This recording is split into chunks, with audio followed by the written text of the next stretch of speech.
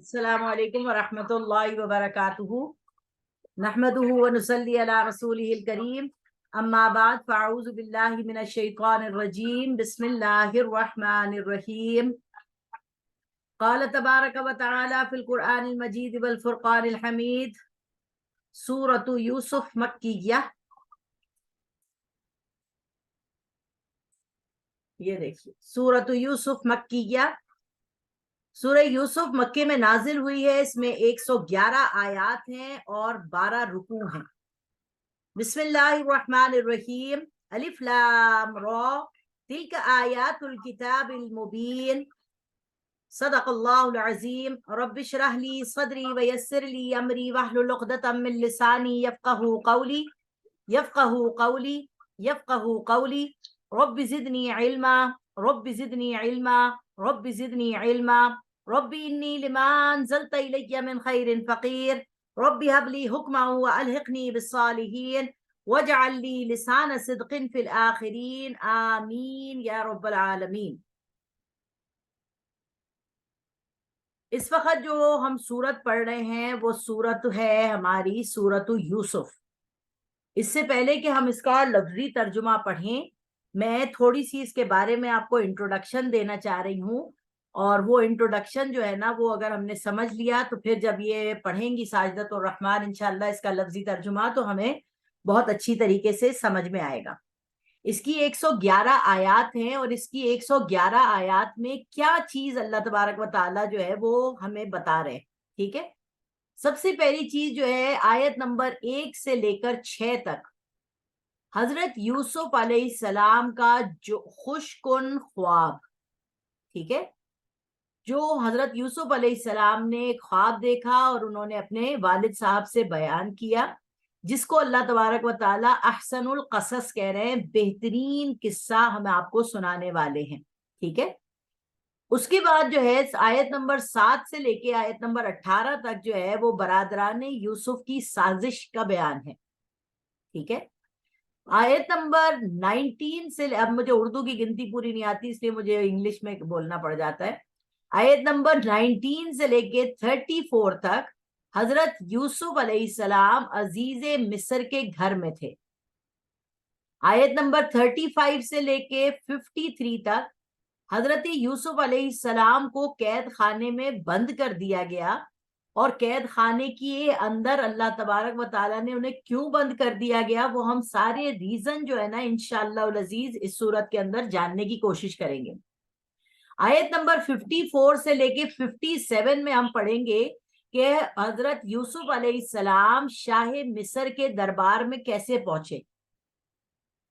آیت نمبر 58 سے لے کر 93 میں برادران یوسف جو ہے وہ دربار یوسف میں کیسے پہنچے. ٹھیک ہے. پہلے حضرت یوسف علیہ السلام شاہ مصر کے پاس کیسے پہنچے ان کے دربار میں. اب سارے کے سارے وہ بھائی جنہوں نے سازش کی تھی حضرت یوسف کے خلاف ان کو اللہ تبارک و تعالیٰ نے کیسے یوسف علیہ السلام کے دربار میں پہنچایا. آیت نمبر 54 سے لے کے 101 تک حضرت یعقوب علیہ السلام کے خاندان کی مصر میں آمد. آیت نمبر 102 سے لے کر 111 یعنی مکمل سورت تک انسانوں کی اکثریت کے طرز عمل پر تبصرہ افروز تبصرہ ہو رہا ہے. بصیرت افروز تبصرہ ہو رہا ہے. یعنی یہ پوری سورت کا جو خلاصہ ہے نا وہ اس وقت میں نے آپ کے سامنے پیش کیا ہے کہ حضرت یوسف علیہ السلام یعنی بنی اسرائیل حضرت یعقوب علیہ السلام کے 12 بیٹے ہیں. حضرت یعقوب علیہ السلام کے جو 12 بیٹے ہیں اس میں 10 بیٹے ایک بیوی سے ہیں اور 2 بیٹے یوسف علیہ السلام اور بنیامین جو ہے وہ دوسری ماں سے ہیں. اللہ کے رسول حضرت یعقوب علیہ السلام کے دل میں اپنے چھوٹا بیٹے یوسف علیہ السلام کے لیے بہت محبت اور بہت پیار اور بہت زیادہ لاڈ ہے. اس کی کیا ریزن ہوتی ہے کہ آپ کو اتنا زیادہ لاڈ ہے. ایک دیکھیے ایک آپ کی جوانی کی اولاد ہوتی ہے. جوانی کی جو اولاد ہوتی ہے اس کے لیے آپ اپنا ٹائم بھی لگاتے ہیں سب کچھ لگاتے ہیں مگر ایک وقت آتا ہے کہ بچہ جو ہے وہ بڑا ہونے کے بعد جو ہے نا وہ آپ سے دور ہو جاتا ہے. وہ اپنے فیملی میں لگ جاتا ہے، اپنے کاموں میں لگ جاتا ہے، اپنے دوسرے چکروں میں لگ جاتا ہے، اور وہ جانتا بھی ہے کہ میرا باپ جو ہے وہ نبی ہے، ٹھیک ہے، مگر وہ اپنے باپ کو اتنی اچھی تربیت ہونے کے باوجود، اتنے نیک گھرانے میں پیدا ہونے کے باوجود بھی شیطان ان کے اوپر گھیرا کر لیتا ہے، ٹھیک ہے۔ اب دوسری بیوی سے ان کو جو یہ 2 بچے پیدا ہوتے ہیں تو یہ بڑھاپے کی اولاد ہیں، ٹھیک ہے۔ اس وقت جب یعقوب علیہ السلام کے پاس ٹائم ہے کہ وہ اپنے بچے کی تربیت کریں، اپنے بچے کے ساتھ کھیلیں، اس کے ساتھ باتیں کریں، اس کے ساتھ سب کچھ کریں، تو بڑے بھائیوں کو یہ چیز ہوتی ہے، اچھا ہمیں تو اتنا لاڈ کیا نہیں، اور یہ یوسف علیہ السلام کو یہ لاڈ ہو رہے ہیں سارے کے سارے، ہمیں تو اتنا کیا نہیں۔ آپ یہ دیکھیے یہی چیز ہمارے اپنے گھروں میں بھی ہوتی ہے، جن کے 5 بچے ہیں، 6 بچے ہیں، 7 بچے ہیں، ان کو ہمیشہ ان کے بڑے بہن بھائیوں کو جب وہ ہمیں محبت کرتے ہوئے دیکھتے ہیں اپنے چھوٹے بہن بھائیوں کے ساتھ اپنے، تو وہ یہی کہتے ہیں ماں باپ سے کہ آپ نے ہمارے ساتھ تو ایسا کیا نہیں۔ تو آج کے زمانے میں تو آپ کے پاس تصویریں کھینچنے کے لیے کیمرے ہیں، موبائل ہے، پہلے زمانے میں تو ایسا نہیں تھا۔ ماں باپ ہی ہوتے ہیں، تبھی اللہ تعالیٰ قرآن میں کہہ رہا ہے رب ارحمہما کما ربیانی صغیرہ، اللہ میرے ماں باپ پر ایسا رحم کر جیسے بچپن میں انہوں نے میرے اوپر رحم کیا، ٹھیک ہے۔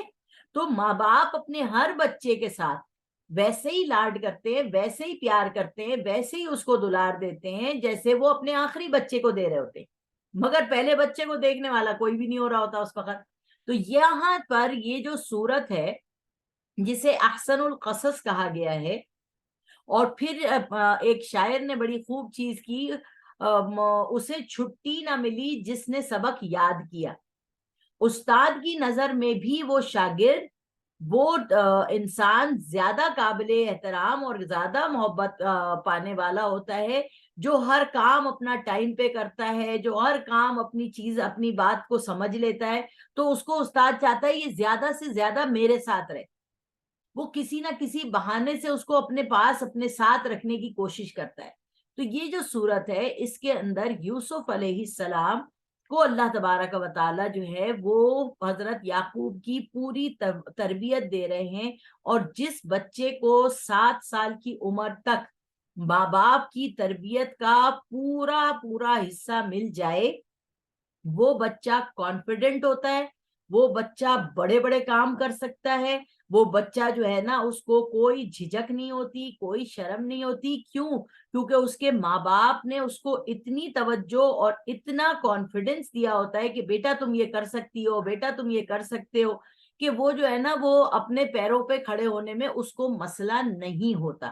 تو یہاں پر اللہ تبارک و تعالیٰ نے ایک بچہ جس نے ماں باپ کی خدمت بھی کی، ان کی بات بھی سنی، ان کا خیال بھی رکھا، اور وہ 7 سال کا ہو گیا، اور پھر اس کے دل میں ایک بات آئی حضرت یوسف علیہ السلام کی، یہ ہمارے قرآن مجید میں نہیں ہے مگر اسرائیلیات میں سے ملی اور تفسیروں میں لوگوں نے لکھی، کہ حضرت یوسف علیہ السلام نے جیسے بچے کرتے ہیں نا ہمارے، کہ جب بڑے ہونے لگتے ہیں تو کنگھی کر کے اپنے بالوں کو شیشے میں دیکھتے ہیں اور بڑی خوبصورتی سے اپنے بال بنانے لگتے ہیں اور ایسے پھلے نکالتے ہیں لڑکے، لڑکیوں میں یہ شوق چڑھتا ہے کہ او ہو ہمارے جسم میں تبدیلی آ رہی ہے، تو وہ دوپٹہ پیچھے کر کے اڑتی ہیں اور اپنے آپ کو شو بازی کر رہی ہوتی ہیں۔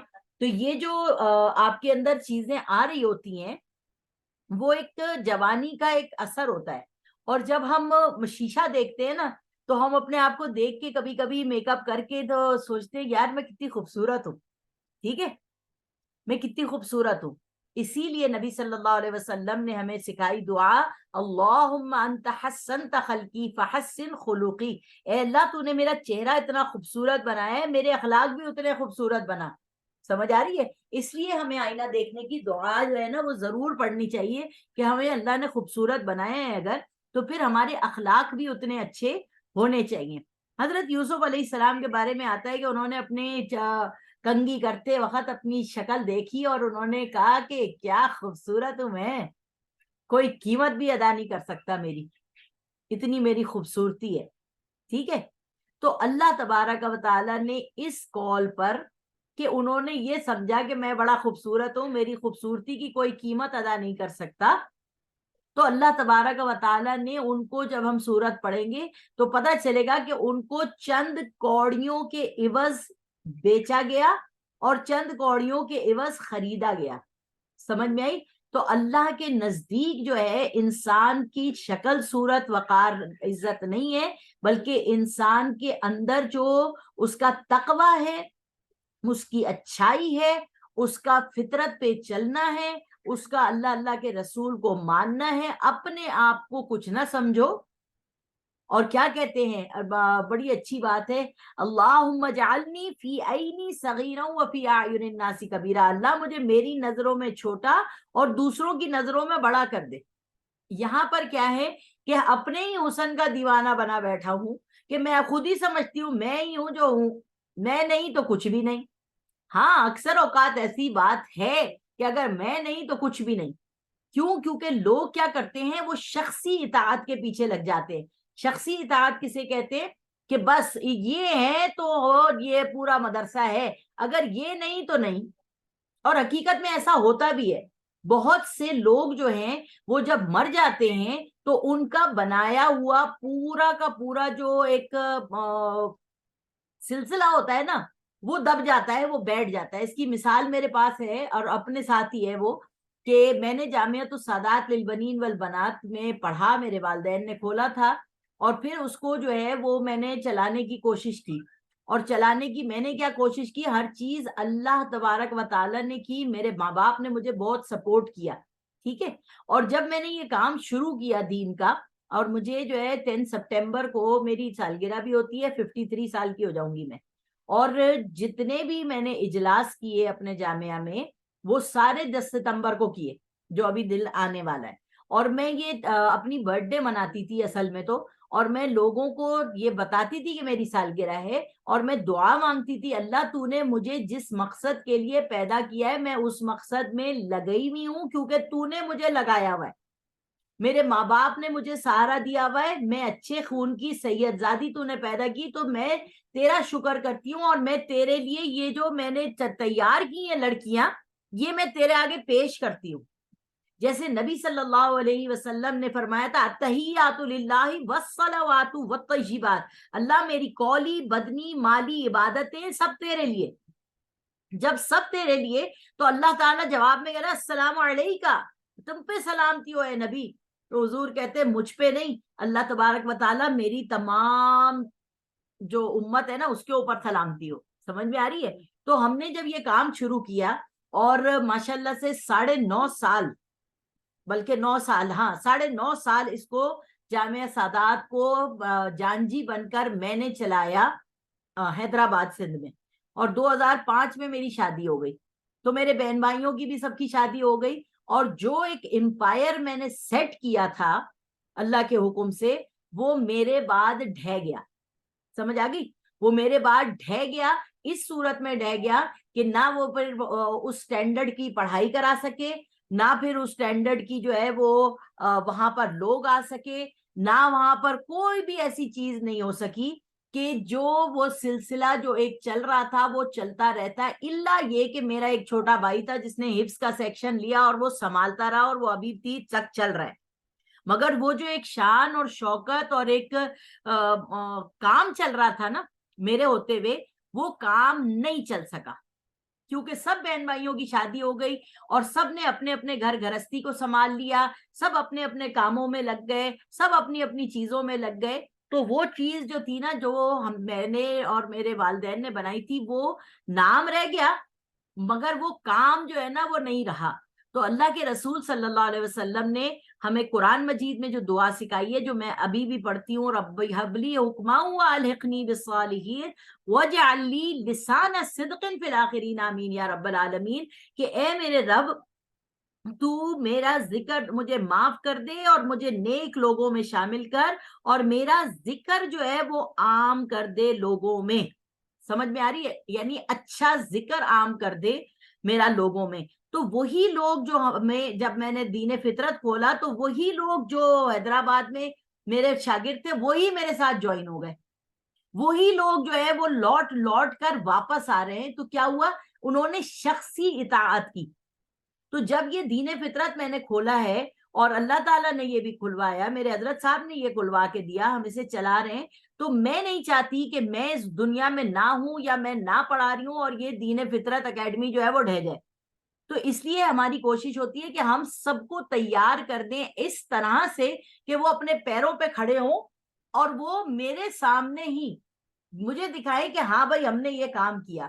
تو یاد رکھیے یہ ساری بات بتانے کا مقصد کیا تھا کہ شخصی اطاعت کے پیچھے ہم لوگ لگ گئے, جبکہ نبیوں کو ماننا جو تھا نا وہ مشکل کیوں تھا؟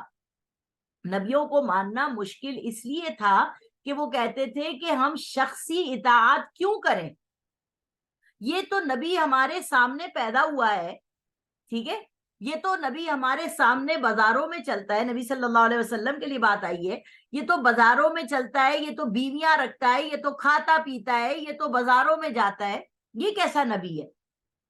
تو بتانے کا مقصد یہ ہے کہ یوسف علیہ السلام کے بھائی جب وہ یوسف علیہ السلام کو دیکھ رہے تھے کہ وہ لاڈ کر رہا ہے, وہ باپ کی خدمت کر رہا ہے جو ہم نہیں کر رہے, تو ان کے اندر کیا ہوا؟ جلن پیدا ہو گئی, ان کے اندر کیا ہوا؟ حسد پیدا ہو گئی, ان کے اندر کیا ہوا؟ ان کے اندر دشمنی پیدا ہو گئی کہ ہم اس بچے کو جو باپ کا بہت چہیتا بن رہا ہے اس کو رستے سے ہٹا دیں گے تو ہمارا باپ شاید ہم کو محبت کرنے لگے. تو یاد رکھیے محبت کا معیار جو ہے نا وہ محبت کا معیار ہے آپ کے اخلاق, جس کے لیے حضور صلی اللہ علیہ وسلم سمجھا رہے ہیں اللہم انت حسنت خلقی فحسن خلقی, اے اللہ میرے اخلاق ایسے بنا دے جیسا خوبصورت تو نے مجھے بنایا ہے. تو جب آپ یہ دعا پڑھیں گی تو آپ دیکھیں گی کہ آپ کے اخلاق بدلنے لگیں گے, اور اخلاق بدلنے لگیں گے آپ کے اعمال بدلنے لگیں گے. جب اخلاق اور اعمال بدلنے لگیں گے تو یہاں پر اس صورت میں بتایا کہ یوسف علیہ السلام کے وہ بھائی جنہوں نے ان کو کنویں میں پھینکا تھا, جب اللہ نے ان پہ سختی ڈالی, جب اللہ تبارک و تعالیٰ نے ان کو بھوکمپ پہ ڈالا, سالوں گزر جانے کے بعد ان کے دلوں سے یوسف کی نفرت نکلی نہیں, مگر اللہ تبارک و تعالیٰ نے کیا کیا؟ اس خواب کے ذریعے جو ابھی ہم پڑھیں گے, اس خواب کے ذریعے اللہ تبارک و تعالیٰ نے انہی بھائیوں کو اسی بھائی کے سامنے سجدے میں جھکوا دیا جس نے ساری زندگی دشمنی کی تھی. تو اس صورت سے مجھے اور آپ کو کیا سبق ملتا ہے؟ اگر آپ حق پہ ہیں, اگر آپ سچ پہ ہیں تو اپنے کام کو جاری رکھیں, اپنے لیے جو چیز آپ نے اللہ تعالیٰ کی رضا کے لیے لی ہے اس پہ کاربند رہیے. ایک وقت آئے گا کہ وہی لوگ جو آپ کو آج کہتے ہیں بیکورڈ ہو گئی, بے وقوف ہو, کیا کرو گی زندگی میں آگے, وہی لوگ آپ کا ساتھ دیں گے, آپ کے ساتھ جڑ جائیں گے اور آپ کے ساتھ لگ جائیں گے. اگر یہ نہیں کیا تو قرآن مجید یقین مانیے آپ کو ہدایت نہیں دے سکتا, قرآن مجید آپ کو سیدھا رستہ نہیں بتائے گا, قرآن مجید آپ کو جو ہے وہ آپ کے لیے کوئی محبت کی کتاب نہیں بنے گا. قرآن مجید پھر آپ کے لیے وہ رہ جائے گا کہ سروں پہ سے گزارو بیٹی کے اور شادی کر کے رخصت کر دو. اگر پیٹرول کی ٹنکی جو لے کے پیٹرول جاتی ہے 1000 لیٹر, اگر وہ گاڑی کی ڈکی کے اوپر لگی ہوئی ہے 1000 لیٹر, مگر گاڑی کی ٹنکی میں اگر پیٹرول ختم ہو گیا تو وہ جو ٹنکی میں پیٹرول ہے وہ آپ کو فائدہ اور نفع جب تک نہیں دے گا جب تک کہ وہ پیٹرول نکال کے اس ٹنکی سے آپ اپنی گاڑی کی ٹنکی میں نہیں ڈالیں گی. سمجھ میں آ رہی ہے؟ تو قرآن مجید کے لیے اللہ تبارک و تعالی فرما رہا ہے مثل الذین حملوا التوراۃ ثم لم يحملوها كمثل الحمار يحمل اسفارا بئس مثل القوم الذین كذبوا بآیاتنا. اللہ کیا فرما رہے ہیں؟ اللہ تبارک و تعالی فرما رہے ہیں کہ لوگوں کی مثال جو تورات اٹھائے پھرتے ہیں اپنے اوپر, اپنے کندھوں پر, ایسی ہے ان کی مثال کہ جیسے گدھے کی مثال ہے کہ اس کے اوپر کتابیں لاد دو تو وہ عالم نہیں بنتا. تو اسی لیے جو ہے نا ہم اور آپ, اللہ قرآن مجید میں فرما رہا ہے کہ تمہاری کوئی حیثیت نہیں ہے, تمہاری کوئی اوقات نہیں ہے اگر تم نے تورات اور انجیل کو اور قرآن مجید کو نافذ نہیں کیا. تو نافذ کدھر کرنا ہے؟ دنیا میں کرنا ہے؟ نہیں, نافذ اپنے اندر کرنا ہے, اپنے اوپر کرنا ہے. جب میں ٹھیک ہو جاؤں گی تو میں وہ چراغ بنوں گی جس چراغ کی روشنی سے خیر القرون کرنی ثم الذی یلونہم ثم الذی یلونہم. کیا مطلب؟ بہترین زمانہ میرا ہونا چاہیے، پھر میرے بعد کا زمانہ ہونا چاہیے، پھر میرے بعد کا زمانہ ہونا چاہیے، پھر تیسرے زمانے پہ آ کے فتنے فساد شروع ہو جائیں گے. تو میں اور آپ خیر القرونی کرنی میں سے نکلے ہوئے لوگ ہیں کہ ہم نے اس بہترین جس عورت نے اپنے اندر چراغ جلایا ہوا تھا اس چراغ سے روشنی لے کے ہم نے اپنی دلوں کو روشن کیا. اس کی ہی بیٹی کے پاس ہم نے آئے، وہ بہترین زمانہ تھا. میرا زمانہ یہ بہترین زمانہ ہے کہ جس میں آپ کا ساتھ ہے میرے ساتھ. تو جب آپ کا ساتھ ہے میرے ساتھ تو آپ کا جو زمانہ میرا زمانہ ہے اس کو بہترین بنا دے تو میرے 3 زمانے آگے آپ کو اچھا ملے گا. اگر آپ پہلی والی کا زمانہ لیں گی اپنے لیے تو میرے بعد 2 زمانے آپ کو اور اچھے ملیں گے. تو ہر زمانہ جو ہے اللہ تبارک و تعالیٰ فرماتے ہیں لا تسب الدہر، زمانے کو برا مت کہو، میں ہوں زمانہ. اللہ کہہ رہا ہے میں ہوں زمانہ. تو یہ جو زمانہ جس کا میں اور آپ وارث بنی ہوئی ہیں اس وقت، اس زمانے کو بہترین بنانے کے لیے ہمیں قرآن کو صحیح طور پر سمجھنا ہے. اور اس صورت میں اللہ نے کسی قوم پہ عذاب نہیں بتایا، اس صورت میں کسی قوم پر اللہ نے کوئی بھی چیز نہیں بتائی. یہاں پر ایک سٹوری سنائی گئی ہے کہ بنی اسرائیلی مصر میں کیسے پہنچے، سمجھ میں آئی. اور اس سورت کی جوڑی ہے سورت القصص، سمجھ میں آئی، جو آگے سے پاروں میں آئے گی. اس کا نام ہے سورت القصص اور یہ سورت ہے احسن القصص. اس میں بہترین آپ کو قصہ سنایا جا رہا ہے.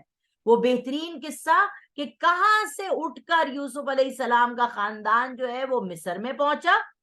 اور پھر سورت القصص میں بتایا جائے گا کہ موسیٰ علیہ السلام نے کیسے فرعون سے نجات دلانے کے بعد بنی اسرائیل کو مصر سے نکال کر پھر بیت المقدس کے زمین پر کیسے لائے. یہ ہے قرآن مجید کی چیز جو مجھ کو بھی اور آپ کو بھی اچھی طریقے سے سمجھنی ہے. اب ہم اس کو برکت کے لیے جو ہے نا وہ اس کی چند آیات کو پڑھ لیتے ہیں تاکہ جو ہے وہ ہمیں پتہ چلے. جی ساجدۃ الرحمان، مجھے امید ہے کہ آپ لوگوں کو اس کا انٹروڈکشن سمجھ میں آ گیا ہوگا انشاءاللہ. چلیے جی بسم اللہ. بسم اللہ الرحمن الرحیم. میرا نام ساجدۃ الرحمان ہے، دین فطرت منڈی محمدین براج. آج 17 ستمبر 4 ستمبر پیر کا دن ہے. آج ہم سورہ یوسف شروع کر رہے ہیں. سورہ یوسف مکہ میں نازل ہوئی. سورہ یوسف میں 111 آیات، سورہ یوسف میں 12 رکوع ہے. سورہ یوسف 12 نمبر کی سورت ہے. اعوذ باللہ من الشیطان الرجیم، بسم اللہ الرحمن الرحیم. الف لام را تلک آیات الکتاب وقرآن مبین. صدق اللہ العظیم. رب اشرح لی صدری ویسر لی امری واحلل عقدۃ من لسانی یفقہوا قولی یفقہوا قولی یفقہوا قولی. رب زدنی علما رب زدنی علما رب زدنی علما. رب انی لما انزلت الی من خیر فقیر. رب هب لی حکما والحقنی بالصالحین واجعل لی لسان صدق فی الآخرین. آمین اللہم ربنا آمین. بسم اللہ الرحمن الرحیم. الف لام را کٹے ہوئے حروف، حروف مقطعات. تلک آیات الکتاب المبین، یہ آیات ہے کھول کھول کر بیان کرنے والی کتاب قرآن مجید کی. انا انزلناہ، بے شک ہم نے اتارا ہو اس قرآن مجید کو، قرآن پڑھنا، عربین عربی زبان میں، لعلکم تاکلون تاکہ تم سمجھ جاؤ. نحنو نقصو، نحنو ہم نقصو کس سے بیان کرتے ہیں، علیکا آپ کے سامنے اے میرے پیغمبر، احسن القصص زیادہ اچھے قصے، زیادہ اچھے واقعات، بما ان واقعات سے جو اوحینا ہم نے وحی کر دیے، الیکا تیری طرف اے میرے پیغمبر، حاضر قرآن اس قرآن مجید میں، وَإِن اور تحقیق کنتا آپ تھے اے میرے پیغمبر، من قبلی ہی اس سے پہلے لمن الغافلین البتہ بے خبر اس تم یاد کرو اس وقت کو جب قالا یوسف لأبیہ عرض کی یوسف علیہ السلام نے لأبیہ اپنے باپ کو یا ابتی اے ابا جان انی بے شک میں نے رأیتو میں نے دیکھے احد عشرہ 11 کوکبن ستارے وشمسا اور دیکھا میں نے ایک سورج کو والقمرا اور چاند کو رأیتہم میں نے ان کو دیکھا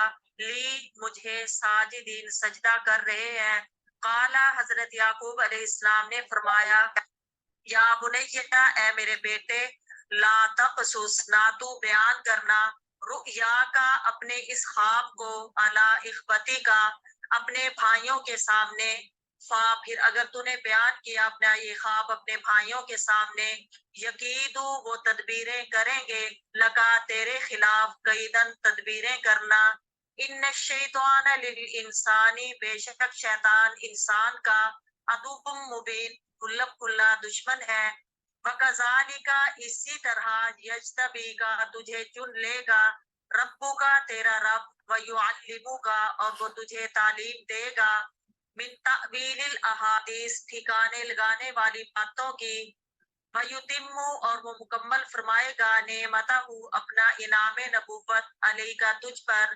وعلی آل یعقوب اور اولاد یعقوب پر کما جیسا کہ اتمہا اللہ تعالیٰ نے مکمل فرمایا وہ انعام نبوت علی ابوئی کا تیرے والدین تیرے باپ من قبل یعنی اس سے پہلے تیرے باپ دادا ابراہیم و اسحاق ابراہیم اور اسحاق علیہ السلام پر ان ربک علیم حکیم بے شک تیرا رب جاننے والا حکمت والا ہے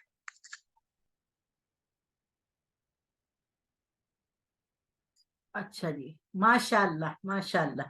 اب دیکھیے یہاں سے جو ہے نا بہترین بہترین. ہاں پہلی رکوع میں کتنی آیات ہیں؟ 6 آیات ہیں. ٹھیک ہے، 6 آیات ہیں. جان جی نہیں، صرف پہلے رکوع میں 6 آیات ہیں. ٹھیک ہے. اچھا اب دیکھیے سورت الیوسف کو ہم نے شروع کیا اور سورت یوسف جو شروع ہو رہی ہے وہ ہے الف لام را. الف لام را حروف مقطعات ہیں، انہیں کٹے ہوئے حروف بھی کہتے ہیں. ان کے معنی اور مفہوم کو ہمیں جاننے کے لیے اللہ تبارک و تعالی نے منع کیا ہے. ہمیں یہ پتا چلتا ہے کہ یہ سیکرٹ کوڈ ورڈز ہیں جو اللہ اور رسول اللہ صلی اللہ علیہ وسلم کے درمیان بات ہے، اور وہ بات اللہ تبارک و تعالیٰ نے منع کیا ہے لوگوں کو کہ اس کو ڈی کوڈ کرنے کی اور اس کو سمجھنے کی ضرورت نہیں ہے. کیوں ایسی بات ہے؟ جب اللہ تبارک و تعالیٰ نے قرآن مجید کو نازل کیا ہے تو اس میں ایسی چیزیں کیوں رکھ دی اللہ تعالیٰ نے جو ہمیں سمجھ میں ہی نہیں آتی ہیں؟ تو اللہ تعالیٰ جو ہے وہ سورۃ آل عمران میں پہلے رکوع کے اندر جو ہے نا وہ ہمیں ایک بات بتا رہا ہے. وہ میں آپ کو آیت پڑھ کے سناؤں گی تاکہ ہمیں بات جو ہے نا وہ طریقے سے سمجھ میں آئے. وَالَّذِي أَنزَلَ عَلَيْكَ الْكِتَابَ مِنْهُ آيَاتٌ مُحْكَمَاتٌ، یہ سورۃ آل عمران کی آیت نمبر ہے 7. ٹھیک ہے، وہ وہی تو ہے جس نے تم پر یہ کتاب نازل فرمائی ہے. اس کا ایک حصے میں وہ آیات ہیں جن کے معنی واضح ہیں، یعنی صاف طور پہ آپ کو پتہ چل جاتا ہے اللہ تعالیٰ یہاں پر ہمیں یہ بات کہہ رہا ہے نماز پڑھو، رکوع کرو، سجدہ کرو، زکوٰۃ دو، سود مت کھاؤ. یہ کیا ہے؟ یہ وہ باتیں ہیں جو آپ کو پڑھتے ہی ترجمہ سمجھ میں آ جاتی ہیں کہ یہ بات ہے. ٹھیک ہے، اور آیات اس کتاب کا اصل مدار ہے، یعنی اللہ تبارک و تعالیٰ کہہ رہا ہے جو بات میں نے بتا دی نا وہی اصل ہے، جو تمہیں سمجھ میں آ رہی ہے وہی اصل ہے، اس کے پیچھے جانے کی ضرورت نہیں ہے. ٹھیک ہے، دوسری آیات متشابہات ہیں. تو جن لوگوں کے دلوں میں کجی ہے وہ متشابہات پر اپنی مرضی کے مطابق عمل کرتے ہیں تاکہ فتنہ برپا کریں اور مراد اصلی کا پتہ لگائیں. کیا پتہ چلا؟ دیکھو اللہ تبارک و تعالیٰ نے کہہ دیا اس میں کچھ آیات متشابہات ہیں. متشابہات آیات کا مطلب ہے کہ ہمیں اس کا مطلب ہی نہیں پتا. الف لام را کا مطلب ہی نہیں پتا، کاف یا عین صاد کا مطلب ہی نہیں پتا، یاسین کا مطلب ہی نہیں پتا، त्वाहा का मतलब ही नहीं पता। अब इसलिए त्वाहा लोग जो है ना अपने माइक बंद करें, त्वाहा का मतलब नहीं पता तो लोग जो है अपने बेटे का नाम त्वाहा रख देते हैं, ठीक है, और समझते बड़ा नेकी का काम किया। जब अल्लाह पाक ने इसका मतलब बताया ही नहीं है तो बेमतलब का नाम अपनी औलाद का रखने का फायदा क्या है? कोई फायदा नहीं है। समझ में आ रही है? क्या हमने किसी साहबी का नाम त्वाहा सुना? क्या किसी साहबी का नाम यासीन सुना? अगर हम ये कहते हैं ये नबी सल्लल्लाहु अलैहि वसल्लम के नाम है तो किसने रखे? क्या अल्लाह ने रखे नाम?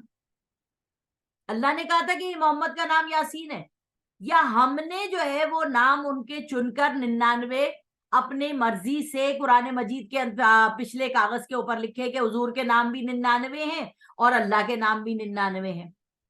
अगर अलिफ लाम लगा हुआ है तो वो अल्लाह का नाम होगा, और अगर अलिफ लाम नहीं लगा हुआ तो वो मोहम्मद रसूलुल्लाह सल्लल्लाहु अलैहि वसल्लम का नाम होगा। कुरान मजीद में अल्लाह कह रहा है वलिल्लाहिल अस्माउल हुस्ना फदऊहु बिहा, मेरे बहुत सारे नाम हैं, मेरे, अल्लाह कह रहा है मेरे बहुत सारे नाम हैं, फदऊहु बिहा, जिस नाम से भी चाहो पुकार लो। तो हमने 99 नाम अल्लाह के रसूल अल्लाह के रख लिए, तो हमने कहा अल्लाह के रसूल के भी तो नाम होने चाहिए ना फिर, तो चलो भाई अल्लाह के रसूल के भी नाम रख लो। तो हमने अल्लाह के रसूल के नामों में सूरह त्वाहा का त्वाहा, जिसके कोई मायने मतलब पता नहीं है हमें, ठीक है, और यासीन नाम रख दिया जिसके कोई मायने मफहूम हमें नहीं पता, जिसके लिए अल्लाह कह रहा है कि जिसकी दिल में कजी है वो मुतशाबिहात पर राजी अपनी मर्जी के मुताबिक अमल करते हैं ताकि फितना बर्पा करें, ठीक है, और मुरादे असली का पता लगाएं। अलिफ लाम मीम इसका कोई मतलब नहीं है, हमें नहीं पता, मगर एक उलमा ने कहा अलिफ का मतलब अल्लाह का पहला लफ्ज, लाम से मुराद जिब्राइल, मीम से मुराद मोहम्मद रसूलुल्लाह। अल्लाह ने कुरान मजीद जिब्राइल के जरिए मोहम्मद पर भेजा, ज़ालिकल किताबु ला रैब फीह, जिस किताब में कोई शक नहीं। अल्लाह पाक ने ये बात लिखने के लिए ये कोड इस्तेमाल करने की अल्लाह को क्या जरूरत थी? अल्लाह ताला तो सीधी बात कर रहा है कि मैंने जिब्राइल के जरिए हुजूर के ऊपर कुरान भेजा है, तो हमें अपनी तरफ से मतलब निकालने की क्या जरूरत है? इसी तरह से कुरान की मुतशाबिहात आयात में क्या है, वो आयत आती है जिसमें यदुल्लाहि फौका ऐदीहिम, अल्लाह का हाथ है उनके हाथों के ऊपर। ओ भाई, तो अल्लाह का हाथ है उनके हाथों के ऊपर, इसका मतलब है ओहो अल्लाह ताला के जिस्म हमारे जैसा है, तो एक फिरका मुजस्समा बन गया, ठीक है। और अल्लाह ने कहा कश्फ साक, अल्लाह अपनी पिंडली खोलेगा, ये क्या है? मुतशाबिहात है। अल्लाह अपनी पिंडली कैसे खोलेगा? अच्छा हमारी पिंडली है तो अल्लाह की भी पिंडली है। फिर है अल्लाह तबारक व तआला रहमान अलल अर्श इस्तवा, अल्लाह ताला अर्श के ऊपर बैठा हुआ है। ओहो, जैसे हम बैठते हैं अपने उस पे पिछवाड़े पे, तो अल्लाह भी ऐसे ही बैठा है, तो एक फिरका बन गया मुजस्समा। तो ये क्या है? ये वो चीजें हैं जिसमें फितना तलाश करके, अपने मायने तलाश करके, अपने मफहूम तलाश करके बात कर ली। सूरतुल आले इमरान की आयत नंबर 7 आपको यही बात बता रही है कि फितना बर्पा करें। फितना बर्पा हो गया ना कि अल्लाह को हमने अपनी शक्ल का बना दिया। अल्लाह कह रहा है हुआ माकुम ऐनमा कुंतुम, जहां तुम होते हो मैं तुम्हारे साथ होता हूं। अल्लाह कह रहा है कि मैं तुम्हारी आयत है ना कि एक आयत है ला तुदरिकुहुल अबसार व हुवा युदरिकुल अबसार व हुवल लतीफुल खबीर, मेरी आंखें तुम्हारी आंखों का इहाता कर लेती है, तुम्हारी आंखें मेरी आंखों का इहाता नहीं करती।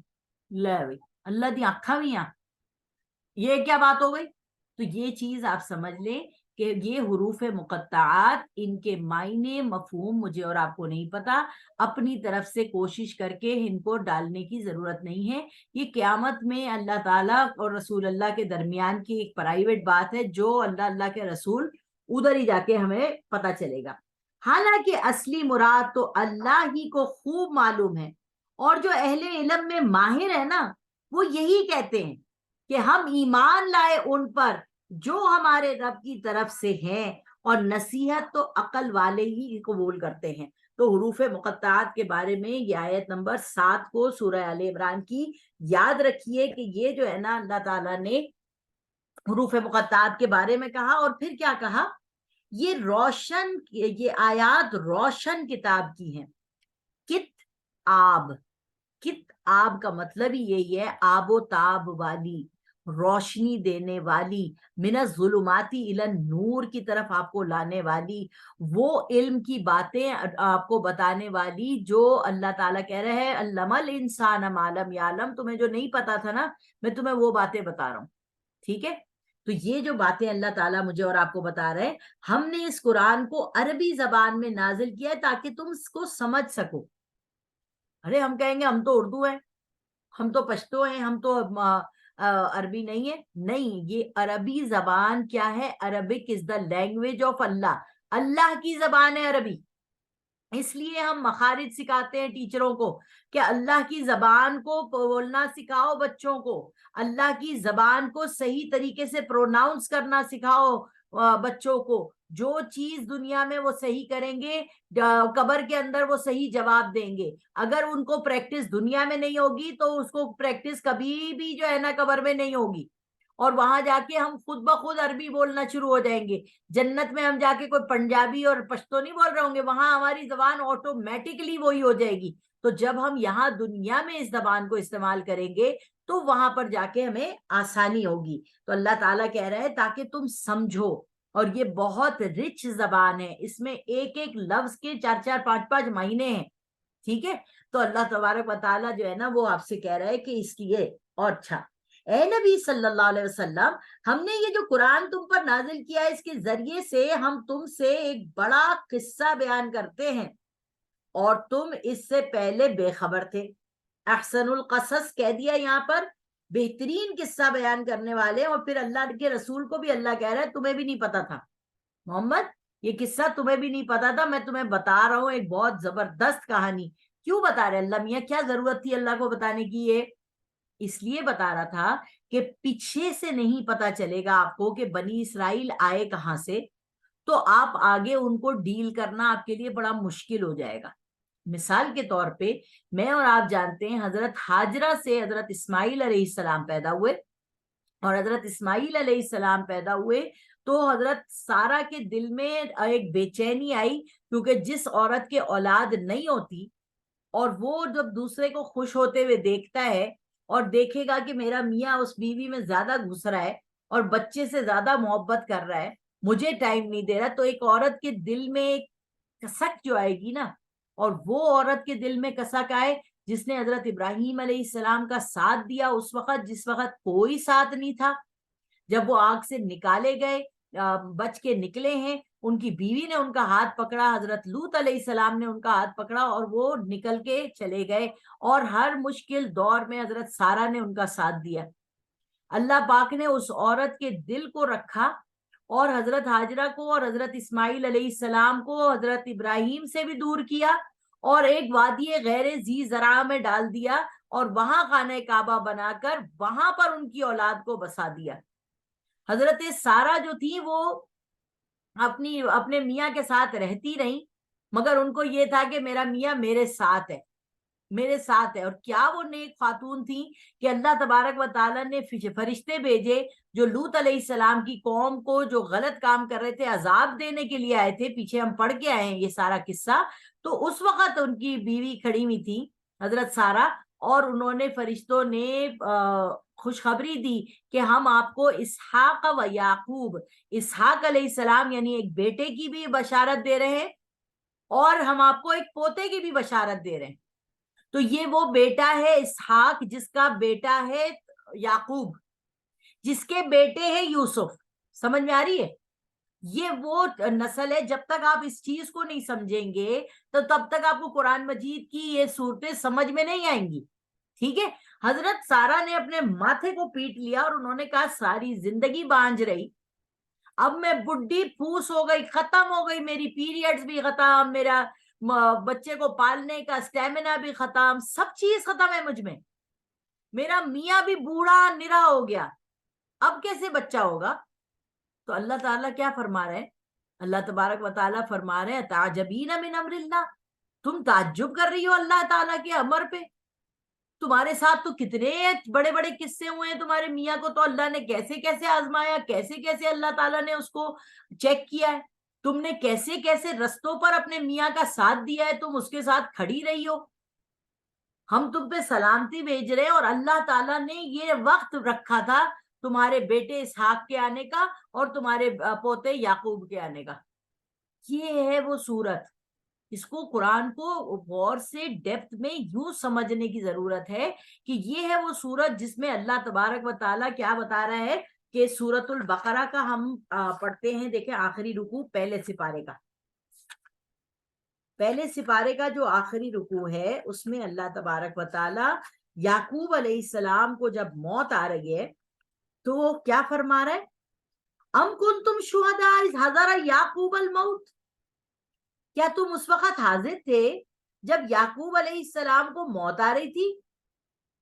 اذ قال لبنیہ ما تعبدون من بعدی. انہوں نے کیا کہا؟ اپنے بچوں سے پوچھا میرے بعد تم کس کی عبادت کرو گے؟ ہیں کس کی عبادت کرو گے؟ تو بیٹوں نے کیا کہا؟ قالوا نعبد الہک و الہ آبائک.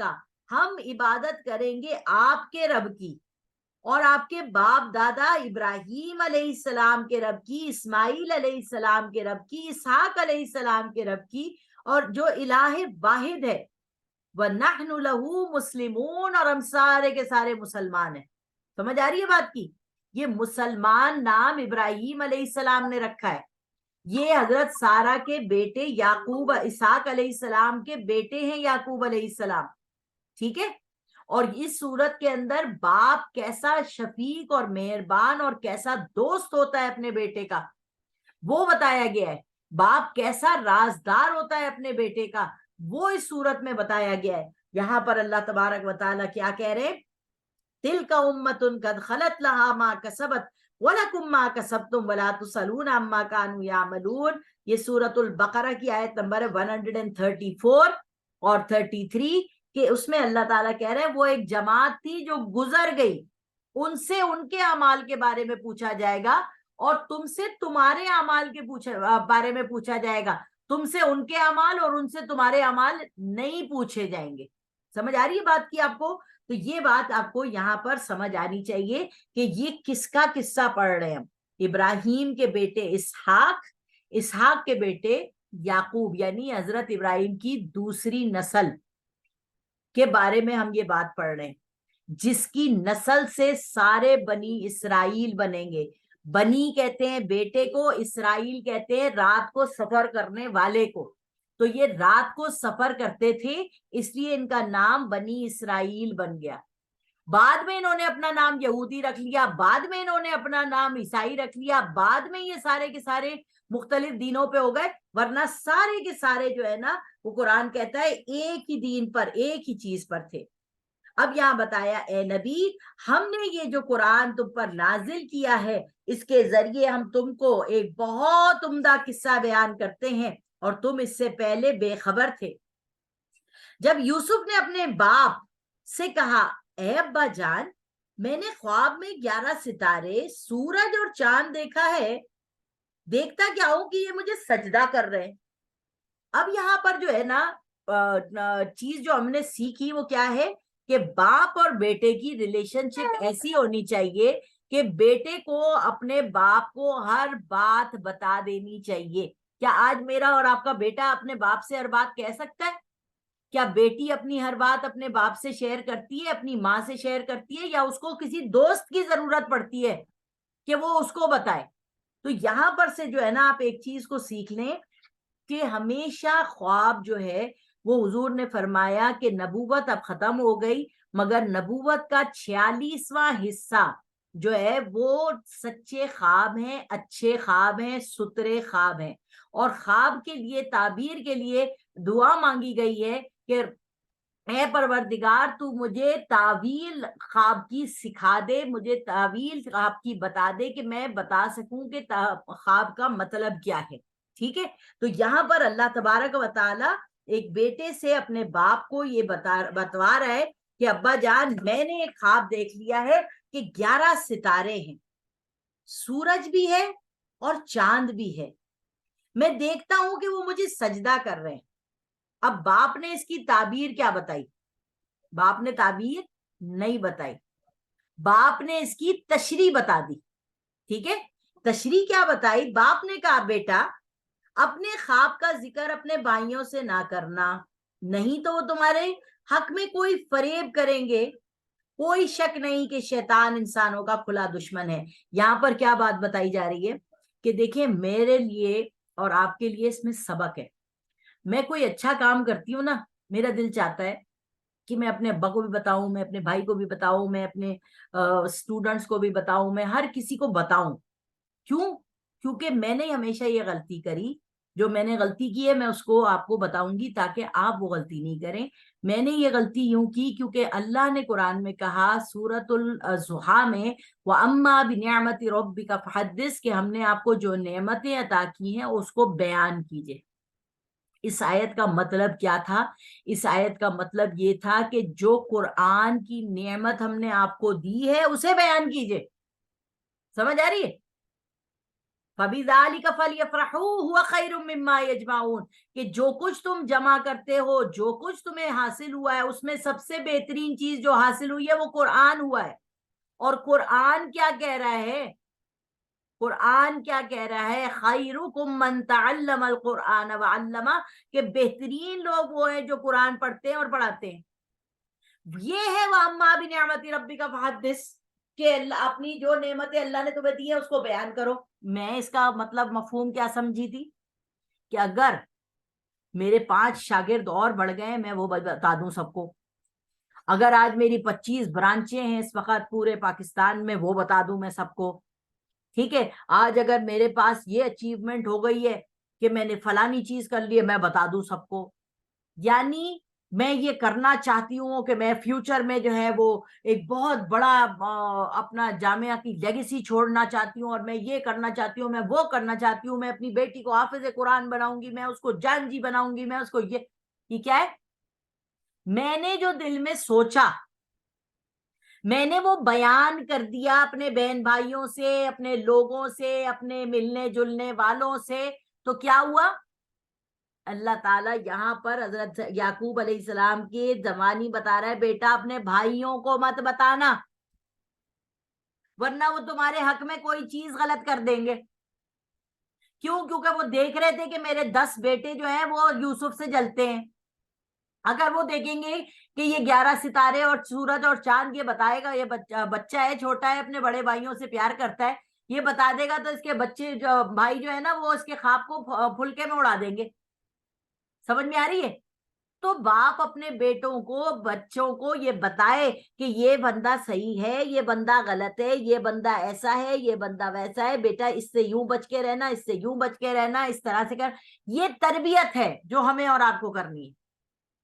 تو میں نے کیا کیا, میں نے بہت ساری غلطی یہ کی کہ میں اپنی جو اچیومنٹس تھیں, جو میرے کو خوشیاں نصیب ہوئی, وہ میں نے بتائی, میں ابھی بھی بتاتی ہوں.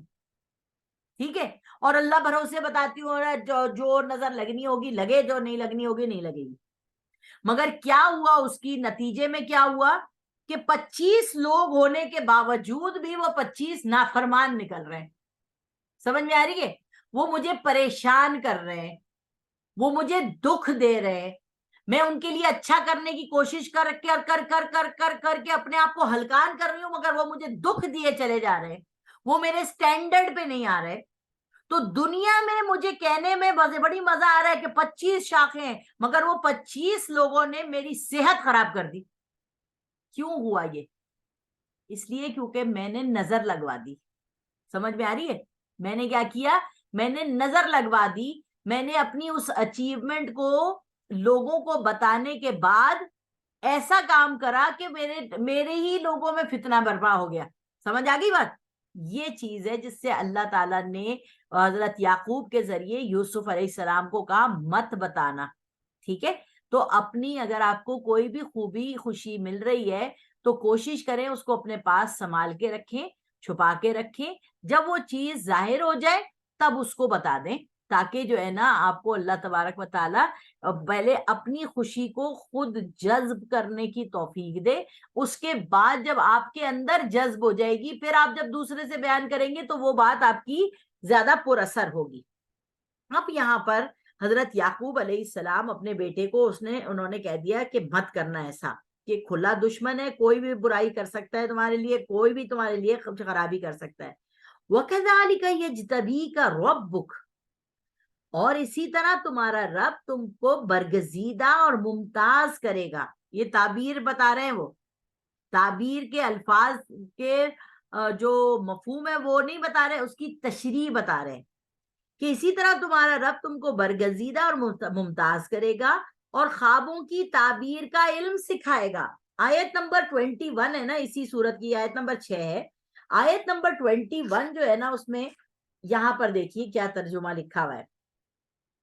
وَكَذَلِكَ مَكَّنَّا لِيُوسُفَ فِي الْأَرْضِ وَلِنُعَلِّمَهُ مِنْ تَأْوِيلِ الْأَحَادِيثِ وَاللَّهُ غَالِبٌ عَلَى أَمْرِهِ وَلَكِنَّ أَكْثَرَ النَّاسِ لَا يَعْلَمُونَ, اور تاکہ ہم اس کو خوابوں کی تعبیر کا علم سکھائیں, اور اللہ تو اپنے کام میں غالب ہے لیکن اکثر لوگ نہیں جانتے. سمجھ میں آ رہی ہے؟ یہاں باپ نے اپنے بیٹے کو جو بتایا تھا کہ تمہیں خوابوں کی تعبیر کا علم عطا کرے گا اللہ, وہاں اللہ تعالیٰ آیت نمبر 21 میں بتا رہا ہے کہ ہم نے اس کو عطا کی تھی. ٹھیک ہے, اور پورا کرے گا تم پر اور یعقوب کے خاندان پر اپنا انعام. یہ باپ پہلے سے بچے کو بشارت دے رہا ہے کہ میرا جو خاندان ہے, یعقوب کا جو خاندان ہے, اس میں تمہارے یہ جو 10 بیٹے ہیں, ٹھیک ہے, یعنی 11واں بنیامین کو ملا کے جو 11 بیٹے ہیں نا, وہ سب کے اوپر اللہ تعالیٰ تمہارے ذریعے ایک انعام کرے گا. ٹھیک ہے, اب وہ کیا انعام کرے گا یعقوب علیہ السلام کو نہیں پتا. ٹھیک ہے, جیسا کہ اس سے پہلے تمہارے دادا پر انعام کیا یعنی اسحاق علیہ السلام پر, اور ابراہیم علیہ السلام یعنی ابراہیم علیہ السلام اور اسحاق پر اپنا انعام پورا کر چکا ہے. ٹھیک ہے, بے شک تمہارا رب سب کچھ جاننے والا ہے, سب کچھ حکمت سے کرنے والا ہے. ٹھیک ہے, اب یہاں پر ایک چیز آپ نے یہ سمجھنی ہے, کافی ٹائم ہو گیا, یہ چیز سمجھنی ہے آپ نے کہ دیکھیے خوابوں کی تعبیر کا علم کیا ہے. خواب کی تعبیر کا علم یہ ہے کہ اللہ تبارک و تعالی نبوت کے 46ویں حصے میں سے آپ کو ایک خواب دکھاتا ہے. اب آپ کو خواب دیکھنے کے لیے نیک اور بد ہونے کی ضرورت نہیں ہے, آپ انسان ہیں, آپ کو ایک خواب آتا ہے. اب خواب کی قسمیں ہیں, کچھ خواب جو ہیں وہ صبح کے ٹائم آتے ہیں فجر کے وقت, کچھ خواب آتے ہیں دوپہر کو سوتے وقت, کچھ خواب آتے ہیں رات کے وقت. اب کچھ خواب آتے ہیں جو اصل میں خواب ہوتے ہیں, اور کچھ خواب ایسے ہوتے ہیں جو آپ نے فلمیں دیکھی ہوتی ہیں, وہ ان کی شکل میں آپ کو ہیرو بنا کر اس پورے فلم کے اس میں چلا دیتا ہے.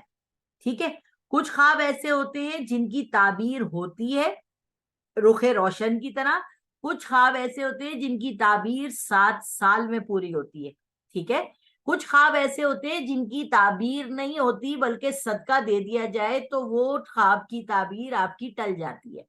اب آپ ایک بات کو یہاں پر یاد رکھیے کہ ہم جب کوئی خواب دیکھتے ہیں, اور حضور صلی اللہ علیہ وسلم کے زمانے میں جب کوئی خواب دیکھتا تھا تو فجر کی نماز کے بعد حضور بیٹھتے تھے اور صبح صبح ان کے خواب سنتے تھے اور اس کو تعبیر بتا دیا کرتے تھے.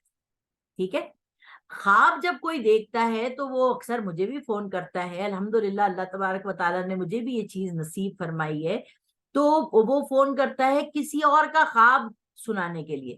تو خواب ہمیشہ اپنا خواب خود سنانا چاہیے, کسی اور کو نہیں کہنا چاہیے کہ میرا خواب فلانے سے پوچھ لو, جس کی مثال میں آپ کو دیتی ہوں, اس کے بعد انشاءاللہ ہم اپنے اس کلاس کو بند کریں گے.